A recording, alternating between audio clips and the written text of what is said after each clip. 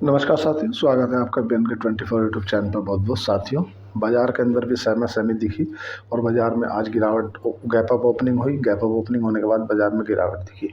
क्यों गिरावट दिखी, चर्चा करेंगे। या अभी जो भारत और पाकिस्तान के बीच में बढ़ता हुआ तनाव है उसको कहाँ तक पहुँचा है, उसकी क्या सिचुएशन है, उस पर भी बात करेंगे।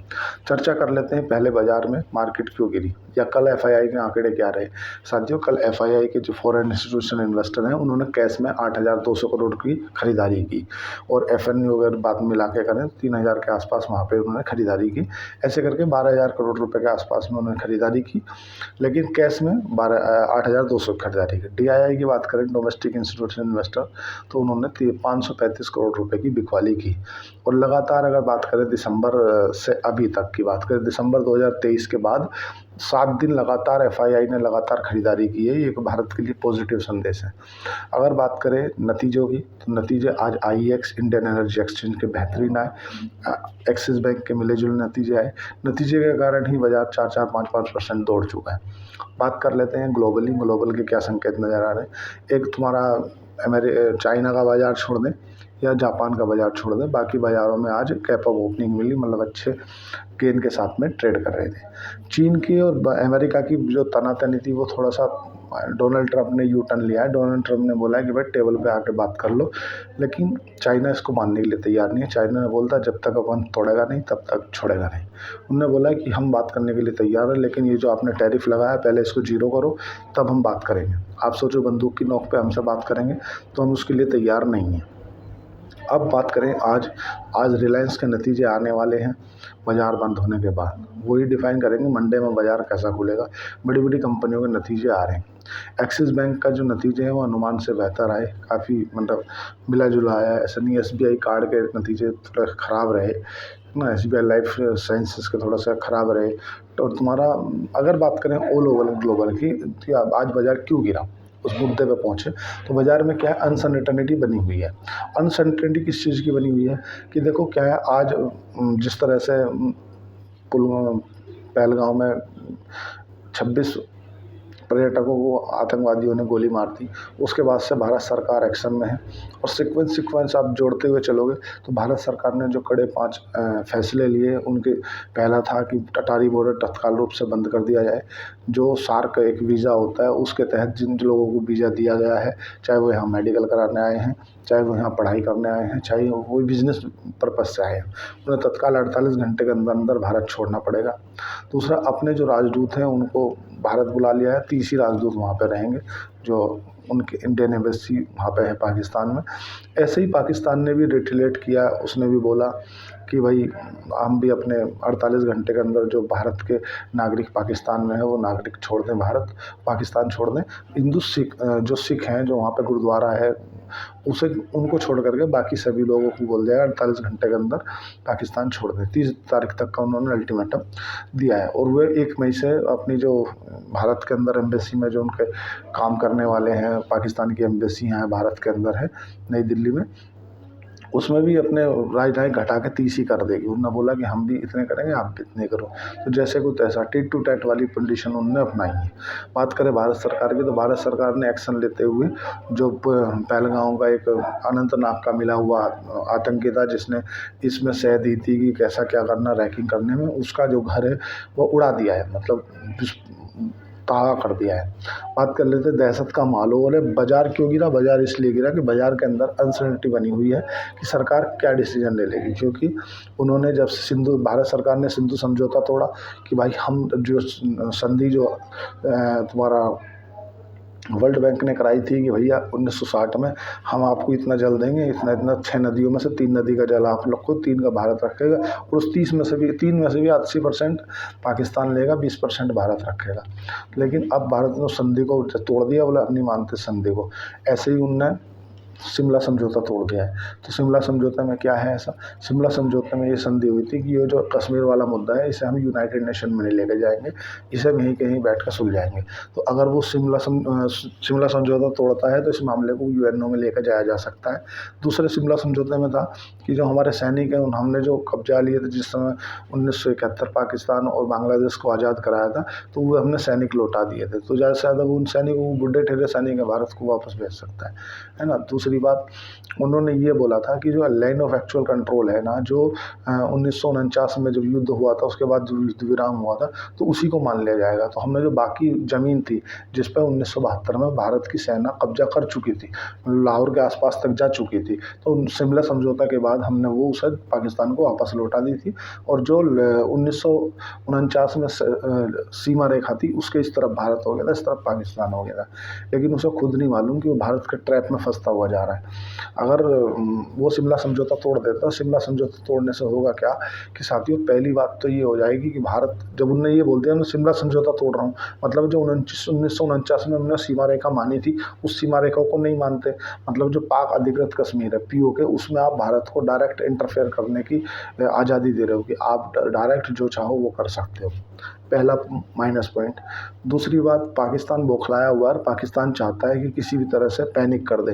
भारत की तरफ से पैनिक वाला कोई सिचुएशन नहीं है। भारत ने बाकायदा जो रूल होता है, जो नियम है, किसी देश के ऊपर कोई एक्शन लेने से पहले आपके यहाँ एम्बेसी, आपके यहाँ जो राजदूत हैं जो और देशों के, उन सबको तलब किया जाता है, उन सबको पूछा जाता है कि भाई इस तरह से हम एक्शन लेना जा रहे हैं, आपका क्या पक्ष है।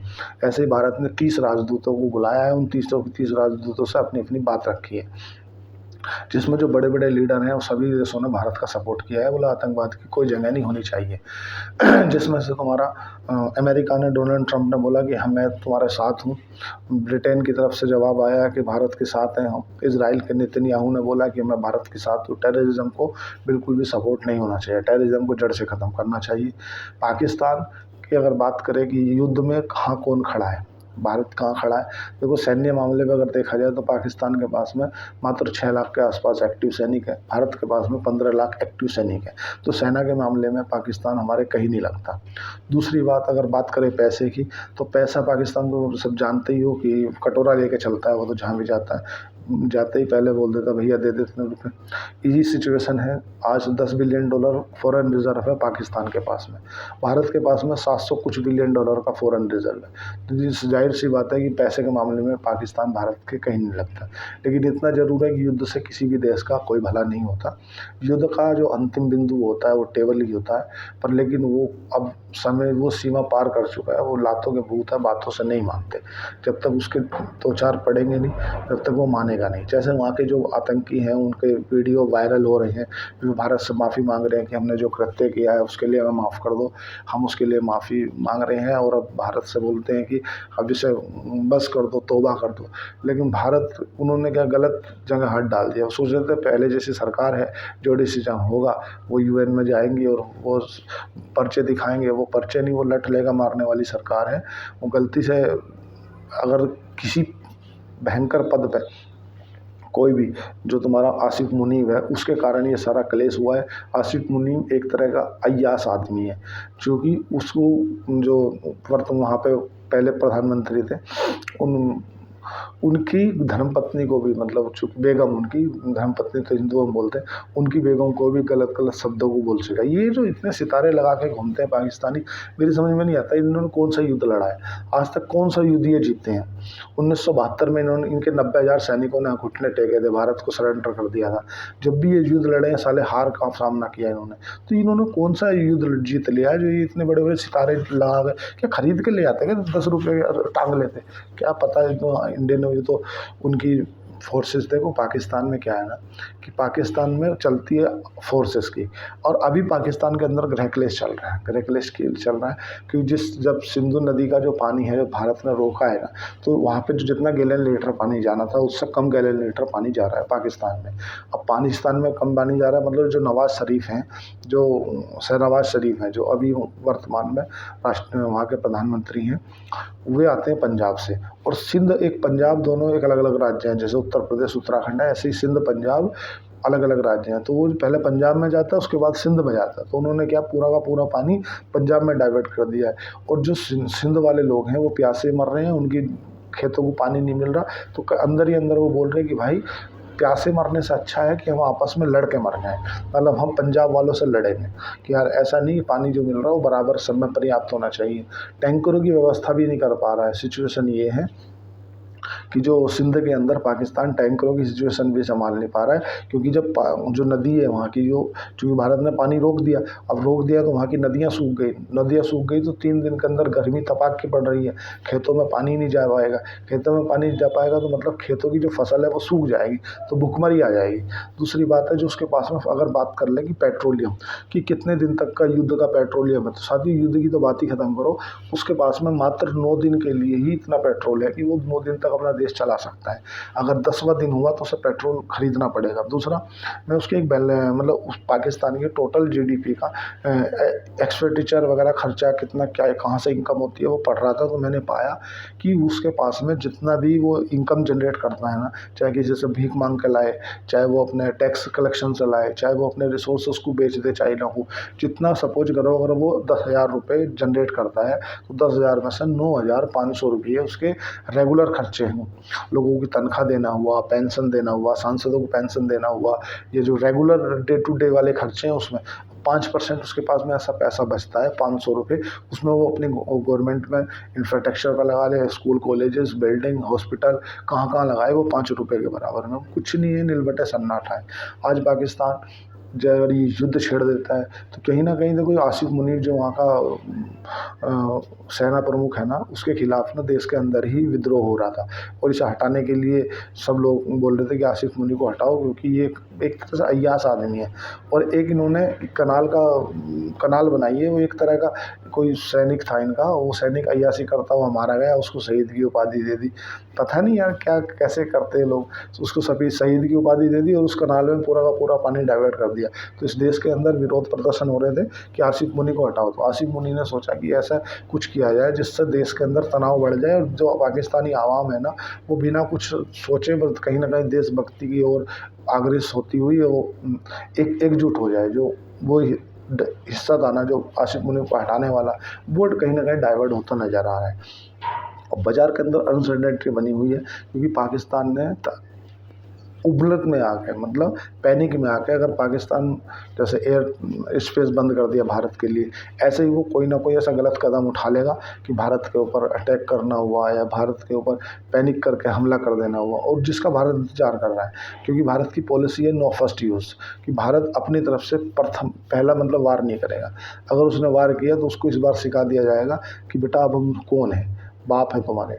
क्योंकि भारत अब पहले वाला भारत नहीं है। जैसे मधुबनी में पाया नरेंद्र मोदी जी ने बयान दिया, वो कहीं ना कहीं ऑल ओवर विश्व को संदेश था कि भारत ना अब घर में घुस के मारना चाहता है। कहीं ना कहीं हमारा फेलियर रहा है, आईबी का फेलियर रहा है कि इस तरह की एक्टिविटी हुई है तो सब जन लोगों को आहत हुई हैं। लेकिन इसमें जो उनका संदेश था वो ये चाहता कि अगर पर्टिकुलर किसी धर्म विशेष को ऐसा टारगेट बना के मारोगे तो देश के अंदर, भारत के अंदर गृह युद्ध जैसी सिचुएशन बन जाएगी। क्योंकि जहाँ पे हिंदू बहुल्य क्षेत्र है वहाँ वो मुसलमान को मारेंगे, और जहाँ मुसलमान बहुल्य क्षेत्र है वो हिंदू को मारेंगे। जब इस तरह से गृह युद्ध बनेगा तो सरकार उस तरफ डाइवर्ट हो जाएगी जो वो चाहते थे। लेकिन कहीं ना कहीं नरेंद्र मोदी ने सर्वदलीय बैठक बुला के वो बोले यार सबसे बैठ कर बात करो, इस तरह से कैसे करना भाई, क्या करना। अमित शाह जी ने माना है कि भाई फेलियर है यो, इसमें कोई दो मत नहीं है, लेकिन इस सिचुएशन से कैसा सुलझना है। तो इतना तो ज़रूर है कि भाई ये तो ऐसा तो नहीं होगा। और मैं आप लोगों से अपने द्वारा ये दरख्वास्त करना चाहता हूँ कि डॉक्टर APJ अब्दुल कलाम भी मुसलमान थे, अब्दुल हमीद जिन्होंने अपने ऊपर डायनामाइट मार के पाकिस्तान के 1949 युद्ध में उड़ा दिया था, तो सभी मुसलमानों को हम एक नज़र से नहीं देख सकते।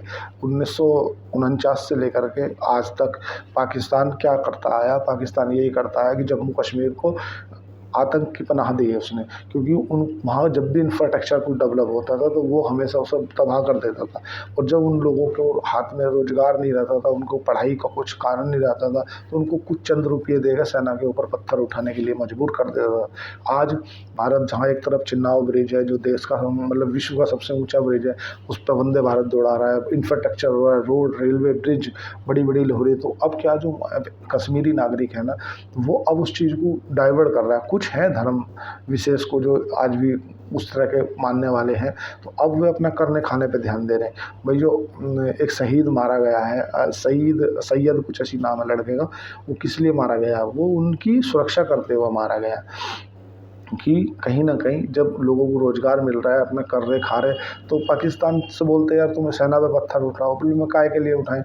इतने टूरिस्ट आ रहे हैं, सब आ रहा है अपने घर में, सब कार कर रहे हैं, खा रहे हैं, लेकिन कहीं न कहीं विश्वास लोगों के बीच में कम होगा, जो कि पाकिस्तान चाहता था। पाकिस्तान यही चाहता था कि जो जम्मू कश्मीर के अंदर जो तुम्हारा लाल चौक है, यहाँ सब जितनी भी टूरिस्ट आ रहे हैं ना, उन टूरिस्ट को टारगेट किया जाए, जिससे यहाँ पे टूरिस्ट आना बंद हो जाए, इन लोगों का रोज़गार छिन जाए। रोज़गार छिन जाए तो ये कहीं न कहीं भूखे मरेंगे, भूखे मरेंगे तो हम इन्हें चंद रुपये दे के सेना के खिलाफ भड़का देंगे। एक बयान आया था, उन्होंने बोला था कि तुम 15 दिन दे दो, हम 15 दिन में कश्मीर को पाकिस्तान में मिला देंगे। आज वही जो उनका अब भारत के यहाँ टेररिस्ट अपन उसको बोलते हैं, वही माफ़ी मांग रहा है, बोले मेरी गलती होगी, मैं ऐसा कुछ नहीं, बाकी मैं भारत से माफ़ी मांगता हूँ। तो माफ़ी से तो इस बार काम नहीं चलेगा, इस बार तो कुछ बड़ा होने वाला है, क्योंकि अमित शाह जी, एस जयशंकर जी राष्ट्रपति जी से मिल चुके हैं। जैसा कि आप सभी जानते हैं कि जो तीनों सेनाओं के प्रमुख होते हैं, जो तीनों सेनाओं के मालिक होते हैं, वो राष्ट्रपति होते हैं। तो राष्ट्रपति जी से मुलाकात करना हुआ, उन्हें उस पूरी सिचुएशन की जानकारी देना हुआ, 30 देशों के राजदूतों से बुलाना हुआ। और जो इंडियन नेवी है, वो भी, उनने भी एक मिसाइल टेस्ट की है, उसने बोला है आई एम रेडी, हम तैयार हैं। तो सबसे इनकी जो नस है ना, उस नस को दबा दिया जाए ना, जो नेवल ब्लॉकेज है उसकी नेवल ब्लॉकेज कर दी जाए, ऊपर से पानी रोक दिया जाए, पाकिस्तान 4 दिन में घुटनों पे आ जाएगा, खुद ही भीख मांगने लगेगा। साथियों, उम्मीद करता हूँ समझ गए होंगे, जैसा भी कुछ अपडेट होगा मैं आपको बता दूंगा, लेकिन अभी सिचुएशन बहुत सीरियस बनी हुई है, कब क्या हो जाएगा कोई तय नहीं है। तो देखते हैं जैसे भी होगा। आज के लिए इतना ही। चैनल को लाइक करें, सब्सक्राइब करें, कमेंट करें। धन्यवाद, थैंक यू।